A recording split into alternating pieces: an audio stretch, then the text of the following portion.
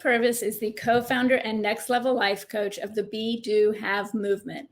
After leaving the corporate marketing industry to follow her dreams of building a business with purpose, Jacklyn joined her business partner and father, Jamie, to grow the Be, Do, Have movement into a global name.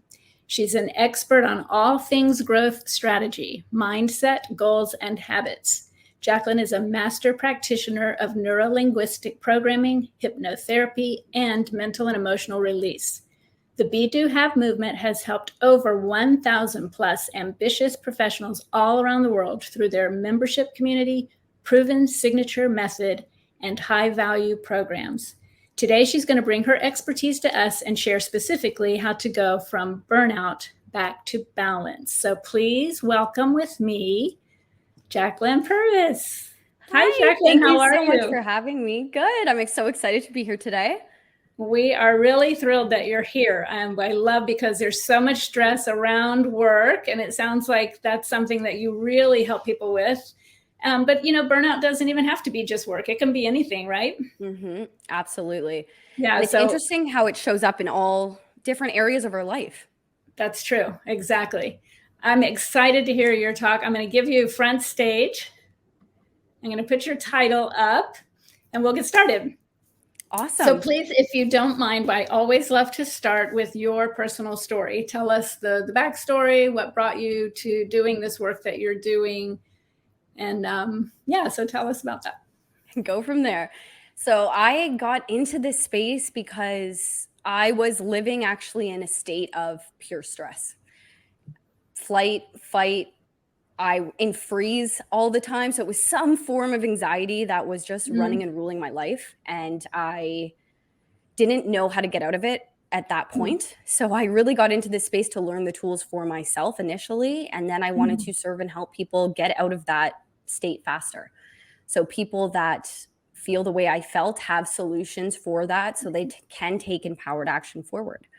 And it really started in, I think always looking back, it's really easy to connect the dots and understand, oh, this really low period of my life was such a pivotal moment that I'm now very grateful for. Mm-hmm. But it was stepping out of a field in that corporate advertising space. I was absolutely burnt out. My body was reacting. It was no longer just tired exhaustion. I was getting physical hives from it. I couldn't control my tears. Nothing wrong with that, by the way. It was just, I wasn't in a feel-good state. My body was completely out of alignment. So that is really what propelled me into the self-development world, that self-help space. And then I went down the certification route again for myself initially. And now I'm like, okay, how can I help other people with this? How can I serve based on the tools that have helped me too? Yeah, exactly. Love it. So that's exactly what the summit's about. And we do have so many people. And it's interesting that, like you said, when you're in that dark place, you don't realize that it's actually serving you for the future. And I would say that's a common thread with a lot of the stories that other speakers have shared with us too. So sometimes people are in that space, and even if they do choose to do the work to make it through, then they don't take it to the next level and help others. And so I always want to just acknowledge people that do that and honor the work that you're doing, because that's really what it's all about, isn't it? When we learn something that helps us, we turn around and help others. Yeah, it's funny. I really didn't do it initially because I wanted to switch careers. It just, looking back again, all the steps made sense. All the pieces kind of came together. And I was lucky enough that I was getting coached at the time as well from my father, who's now my business partner. So again, looking back, I'm very grateful that everything worked out the way it did. But it just started from being in a place that I wasn't happy with. And I think we've all been at that place at some point. Yeah, absolutely. And I think it's part of the culture in America and probably globally that, people are just driven it sounds like you were more in a survival mode and certainly not thriving, just doing what you had to do to make it through the days. But it's part of our culture that we feel like we have to go, work those 15-hour days. And then, there's just no downtime. And it does actually take a toll, like you said, on your physical body. And sometimes it takes a while. People have to get to that point before they realize there's a problem. And that career I was in fed off that energy. Like how many hours? It was never 9 to 5. It was 9 till you're done or 8 till you're done. Right. Exactly. So it was built around not to say toxic, not that every situation like that is toxic, but the place I was in definitely was. So it's great I just love that you've opened this up and are talking to people about solutions for that. Yeah, absolutely. And being aware of it, like just stopping and thinking, you know what, this doesn't feel good. It's not right. It's not healthy. I remember a number of years back getting to the point where I can look back now and I remember thinking to myself, I feel my body is shutting down. And that's a scary feeling. I'm a good bit older than you. But so I remember thinking that and thinking, like, if this stress level continues, like something, my health is just going to give. I could feel it. I could feel that it was too much. And so, you just become aware and you make those choices, and then you have to do the work. So becoming aware, making the choices is one thing, but then you have to actually do the work. But that's such a key piece. Right. So and key. Then I think getting support, like, having someone around you to help you who has the same mindset or the same goals, which actually feeds right into your topic. But so tell us exactly, like, what kind of work you do and how it helps people who are in that burnout place or the completely stressed out place. How would you start working with someone? So I do life coaching. So a big component to that is what's not feeling good. That's usually a starting ground, right? We figure out, okay, what's not feeling good? What potential area of life does that look like? And then we look at, okay, what goals can we work towards that are a feel-good factor, that do work for you?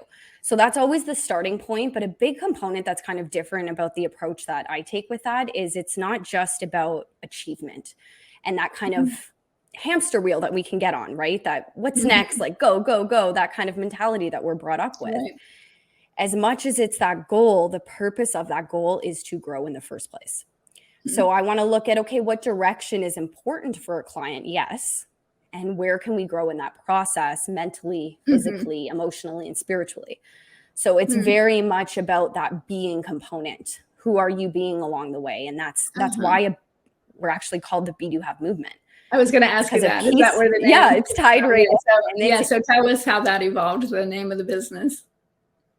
We realized that the approach most people take, and especially in the corporate or sales coaching space, it's very based on your goals and your numbers, which is fantastic, again, to have that tracking point.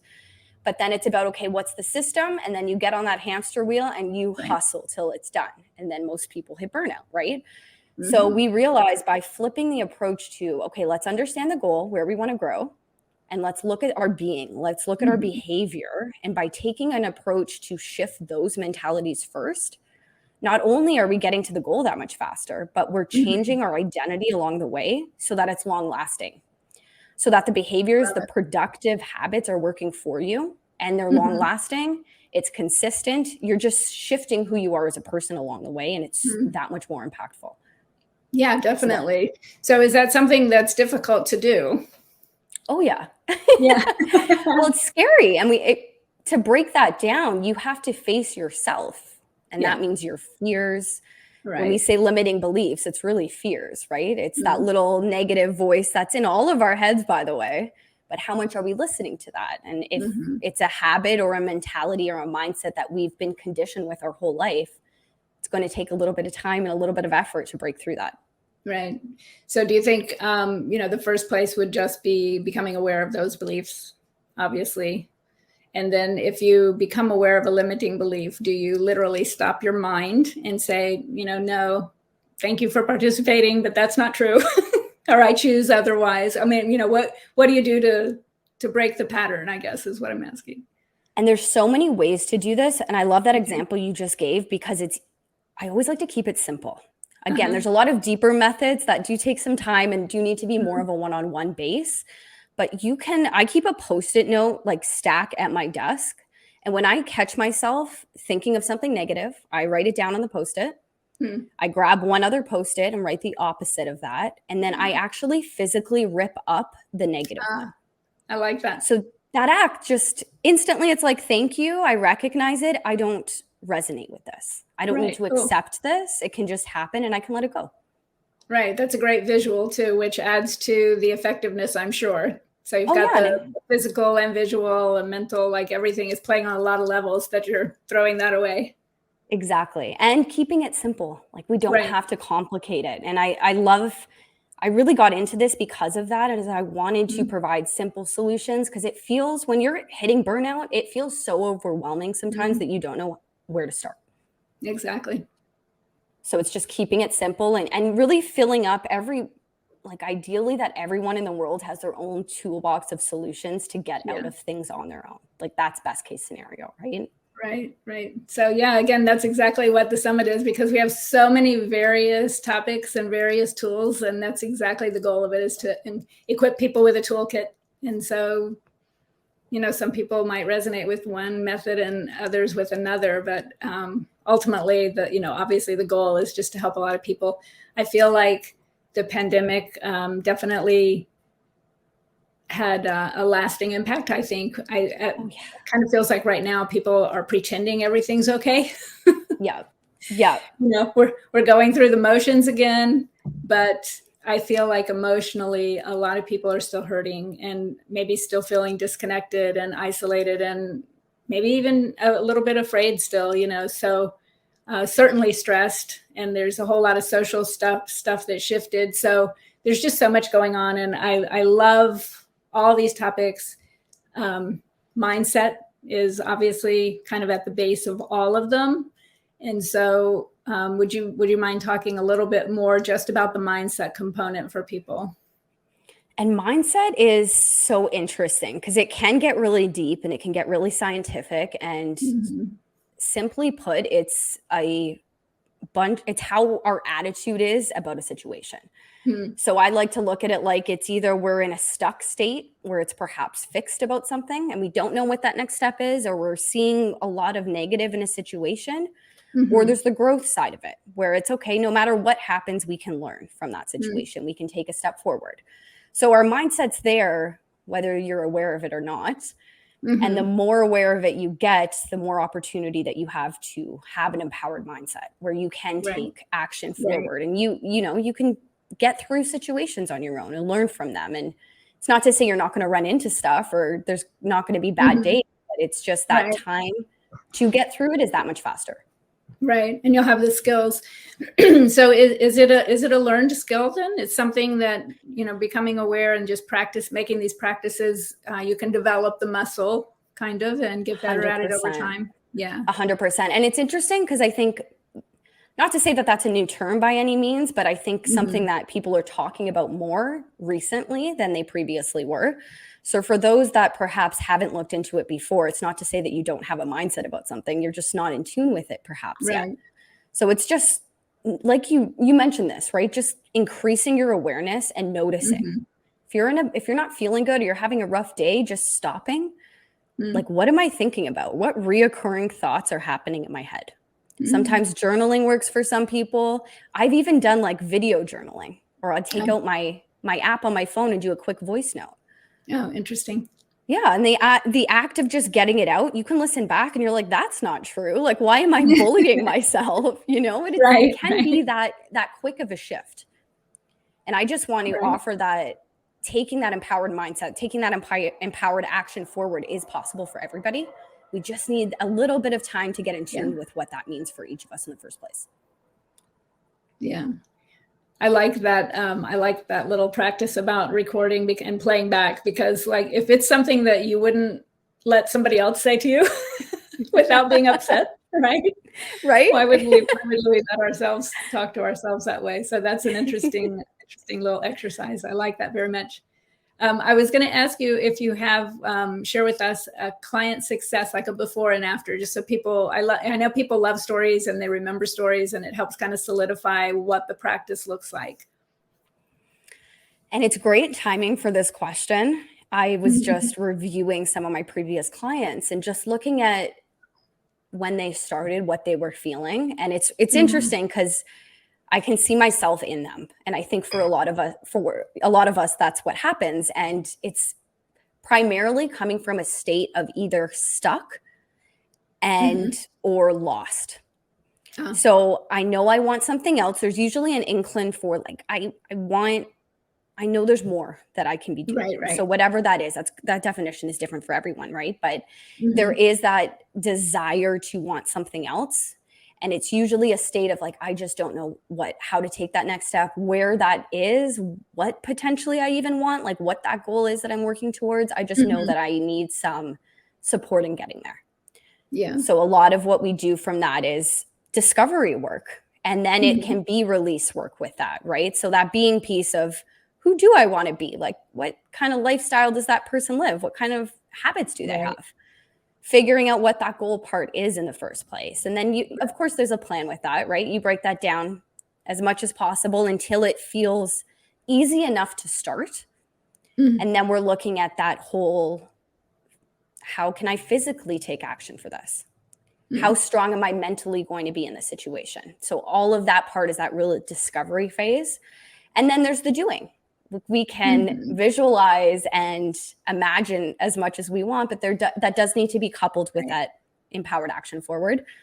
And of course, then coming out of that, I think the thing that warms my heart more than anything is talking to a client after we finished a program and they just say, I feel like my life's together. Like I might not know exactly, like not to say that it's perfect either, but I'm not scared anymore. I know what that next step, perhaps it's on my career, perhaps it's with a relationship. They just feel more confident in those areas and they've taken progressive action forward as well. So maybe they have more of a clearer end goal in mind and they're on that track now. And it sounds like you're giving them hope for that they can change where they are, and empowerment. Yes. Exactly. And it is some milestones forward. And I love to set goals, by the way, that are getting clients really excited about their future. So it's not always something that's achievable within 3 months, right? They're usually big visions. So it's something that's like, I'm really excited about this. I'm going to keep going with this. So my job is just to help them get started on those milestones so that they're able to continue on that path. And seeing those results like warms my heart. Yeah, exactly. So you're holding the space and the belief for them until they can step into it and run with it. Absolutely. That's exactly it. Yeah. That's beautiful. And I'm sure it is very rewarding. I completely understand that. I was going to ask questions for you. Sorry, excuse me while I check. I want to make sure we don't. Oh, yeah, important. So tell somebody what it looks like what indications of being burnt out would be. So I know we all go through the day stressed, so at what point do you know, like, okay, well, this is day-to-day stress, but this is actually burnout and I'm at risk here and I need to do something about it. And I want anyone listening right now to take in that story I said at the beginning around when I was getting physical reactions in my body to a stressful overall situation. So there was stress showing up. There was physical symptoms to that. So it was both physical and mental. And it was the consistency of how those were showing up. So it was, I was waking up with, and I'm just using my story as an example, because I think other people can relate to this. It's you're going to bed anxious and waking up anxious. So it's like nothing's happening per se in that situation. It's just a constant state that you don't know per se what's happening or how to get out of it. Right. So when that's happening, you really want to look at the consistency of how often it's been happening and how frequent. How many days has this been happening? How long has this been going on? Again, that definition is going to be a little bit different for everybody, but it really comes down to, is this situational or is this a state that I'm in? A chronic thing. Yeah, exactly. Yeah, exactly. So, yeah. And so I'm sure that being in that position too impacts your sleep. And so if you're going to sleep anxious and you're waking up anxious and you're not resting well in the middle, then your body or your mind isn't really getting any recovery time. And so it seems like it kind of has a compounding effect unless you do something to break the cycle. Exactly. And we're not robots. Like, we deserve to have peace in our life. Exactly. We deserve to be and just have enjoyment. And so many times we don't treat our bodies like that. I heard a quote recently of someone saying that we should be treating our bodies like you would a house that you're going to live in for 70 years at minimum, right? But most of us don't. But that's how gentle we should be with our physical, mental, and emotional state in the first place. So sometimes it's as simple as tuning in or getting practices that work for you, whether that's a morning routine or some type of physical exercise, but staying with consistent or productive habits that serve you helps with that immensely. Yeah, I can see definitely that would help. So that's something you would suggest for someone to like incorporating. Do you work with that part too? Like incorporating a little bit healthier diet and a little bit of exercise, like just everything they can do to start to flip the switch? I look at it from a habit perspective because everything's a habit. And not to say that we have bad ones. I'd like to say they're unproductive ones and productive ones. Right. So we just want to look at what cycle's currently happening and how can we replace that with a better cycle.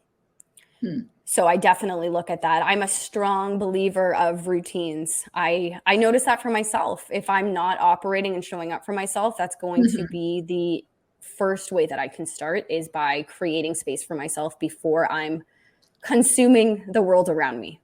Yeah. So a quick fix for that, if you don't have a routine and that's something you want to start, is just stop looking at your phone the first thing in the morning. Oh my goodness. Absolutely. As soon as I changed that, I was like, oh, your mind is just like settled and at peace, and you're not consuming the news or your emails or your text messages. It's like you get to choose your state first. Exactly. Yeah, I stopped doing that a long time ago too. And another important habit is to turn off the social at least an hour before you lie down. So because, you're feeding your mind with all kinds of stuff that's not productive right before lying down too. So starting and ending the day at peace, right? Oh, yes. I put my phone on do not disturb. My apps are shut off from a certain point until I know that I'm like, okay, I'm at a good point to receive other information. So it's setting those parameters for yourself. And we're all allowed to do that. It's interesting how we feel this urge to respond to everyone right away. Exactly. Like, I don't know when that started. I for sure deal with that sometimes, but then I'm like, what am I doing? We don't need to operate like this. Absolutely. And I've made, and that's, you totally described me. I'm always, it just is all day long, but I have made some changes around that. And I think the people that are used to having me at the other end of the click, they've made adjustments and they understand, but I'm not as apt to pick it up every single time. I do have it on silent a lot of the day by choice. I think we might do a little aside here. You might be able to address this. I was actually hoping we could have a speaker speak on, I'm calling it digital detox, but you kind of touched on it. I think this whole screen time is a huge problem just for people in general. One, it's a waste of time. Two, the EMFs and all the blue light and everything just physically isn't the best, but just the extreme amount of time and what's being poured into your mind subconsciously isn't always positive. I don't know what we can do about it. I'd love to start a movement there where at least we're maybe talking to young people in schools about, just kind of break that habit, especially for them. They don't know any other way. And it's so addicting. I think that's the scary piece. Like how many of us are I looked at my screen time the other day, and of course I'm a business owner. So there's parameters that I use that for online. It was terrifying though. I was like, am I actively working as much as I'm on my phone? No. Right. And I think it comes down to personal boundaries for ourselves. Like what type of boundaries do you have around your cell phone or your iPad or your computer? Like is it controlling you or are you using this as a tool? Exactly. It's not to say that we have to remove it either. It's a tool. So how can we use it strategically and then have boundaries around that? And I think this whole exercise and talk with you is I really wanted to talk about as well as that balance piece. And that ties right into your devices and how you're using things. And balance also by definition is the idea that there's equal weight distribution. And I don't per se think work-life balance is 100% possible ever, just because if you look at, what chapter you're in your life, it might be more home that's prioritized. Other times it's work, and that's just how it is. Yeah, exactly. I think it really comes down to redefining that and looking at it like, how present am I being in a situation? So when I'm home, am I home? or is my brain going on about everything to do with work?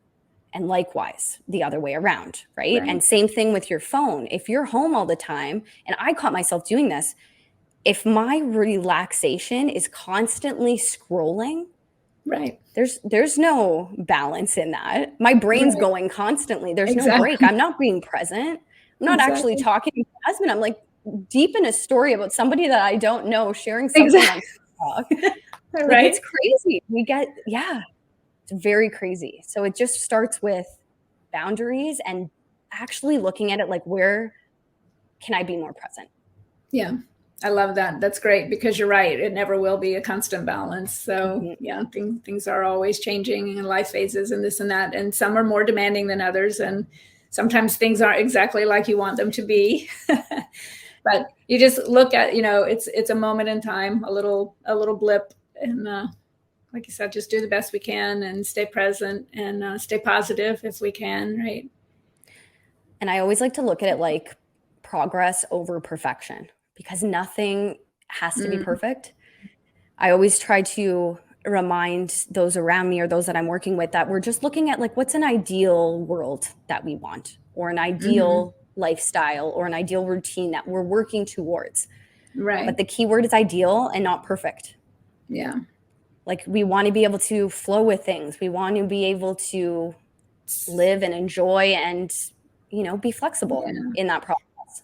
So I think you're totally speaking to me on that one, the perfectionism thing. And I think that, I think the underlying thing is going back to, if I was sitting with a therapist or something, they would say it's the need for approval or not feeling worthy, or, everything has to be perfect wife, perfect mom, perfect daughter, perfect student, and so I can end up taking course after course after course after course and not yet take the action, because I know there's more to learn still. And I feel like I have to know it all before I implement anything. But I'm been working on that too and getting better at that. But those are things that that's self-imposed too. And I think we're taught some of that from schooling. I do think that we are taught with this idea, it's like a report card syndrome is something that we've coined it or called it, but it's that idea that I constantly need more information. In this like library of knowledge that I have. But then it comes, okay, what are we actually doing? Like, is there a gap between what we know and the actions we're taking? Probably. Yeah. So I love to take, even if it's one piece or little nugget of information that you then put into action, all of a sudden that's how you get to the next level. It doesn't have to be perfecting it. It's just taking a little bit at a time and adding to that as you go. Right. So we're changing the topic just a little bit, but that it's so good. You're so good at what you do. So that reminds me of the quote too about, your freedom is on the other side of fear. And so I think part of the perfectionism thing is a fear thing. Like, you're afraid you're going to mess up or something, don't know enough or whatever. So like coach somebody through that. The workbook I have for this, by the way, actually helps with that. I did it myself today. For me, it was showing up as overwhelm. For you, it could be showing up as fear, right? So it tends to be fear. Fear is a good one, actually, that you're resonating with, because that's deeper in the sort of wheel of emotions. Whereas overwhelm's a little higher up. So I had to do some unpeeling of where's that overwhelm actually showing up? How many areas is that showing up? And fear, the quickest way out of that is actually action. Exactly. Because we're so scared to take something. So sometimes a great tool for that is just, you want to break down all the steps that are around that thing that you're afraid to do until there's one step that's so small that it's almost a no-brainer. Right. Where you're just like, okay, obviously I can do that. It's going to take 45 seconds. I can complete it right now. And that's a win. And the biggest thing is tracking those wins. Every time you do something, and I almost want everyone to remember this, a win, there's no size to a win. No matter how big or how small, something I do is I track those things. Anytime I felt afraid and I still did the thing, I write that down on a list. Yeah, so celebrate wins. Oh yeah, and you got to be your own cheerleader. I have a folder in my inbox if I get great client feedback from somebody, I Yes. surround feel good things around me so that you can, keep up your energy and feel good along the way. That's the biggest thing. That's great. So my last question, I hate that we are coming to the end. My last question is always if you could give people simple action steps, but I feel like you really have a couple that you've already given us that are really great, practical, easy things. They're free. People can do them at home and really start to see some positive results pretty quickly. Yes. And these are some great starters. And that's why, again, I love that you're doing the summit, because I think you're offering to people starting points. And you don't, I want to remind everyone of this. Like, when I felt at my worst, at that moment when I didn't feel fulfilled in my career, felt like anxiety was ruling my life, I didn't know where to start. And I started feeling like, oh, I need to like follow this guru in this field and, absorb all this information from other people. And as much as that's great, especially looking at a coach or a therapist, right? It's great to work with someone that's going to guide you. But I just want everyone to remember that you do have answers within, and it's okay to trust yourself. And I think some of these tools, in terms of the easy application of this, is starting points that you can apply right now. Yeah. So the tool that I have in here is going to help you do that. I actually, again, the Feel Good Roadmap went through it this morning. Is this the gift that you're giving the listeners? I want to put that title up and tell them about that, because that's perfect. So it's a 4-step process. This isn't just a one-time thing. I myself go back to this because it's outlined in a way that if I'm feeling any negative emotion, whether that's burnout, overwhelm, anxiety, stress, guilt, anything, I can go through these 4 steps and come to some type of, whether it's a solution or at least next step by the end of it on my own. So I really felt called to share this one because I do think it's a fantastic start as a solution to get some type of action in place. And it helps you uncover what's showing up. Where is this showing up? So what's the emotion showing up? Where is it showing up in my life? And that's going to, again, be spiritually, mentally, and emotionally. And then you're going to take an inventory of your life. So what's interesting in that component is I personally found from doing this exercise this morning, it wasn't the area I thought that it was initially. So I realized, oh my goodness, it's actually my physical health that's affecting my career because I'm not prioritizing things that make me personally feel good. So it's a process to help you walk through this on your own so that you can actually write out what's not working, release it at the end, do a self-forgiveness mantra with that, and then figure out your best next step. And you want to repeat this cycle until you notice a mental shift. Nice. It's nice and easy, nice and simple. And it's an incredible go-to resource. And it sounds very effective. And I know a lot of people are going to take advantage of that. I really appreciate it. It's very generous. Of course. And I love it that it's something that you are still practicing yourself, even this morning. So that's awesome.